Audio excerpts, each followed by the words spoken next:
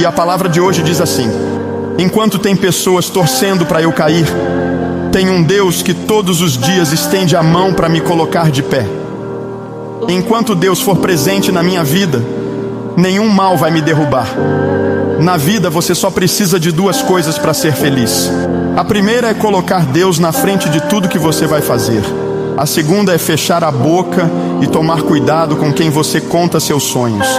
Nem todo mundo que sorri para você tem a intenção de ver você feliz. A cobra mata enquanto te abraça. Reflita sobre isso.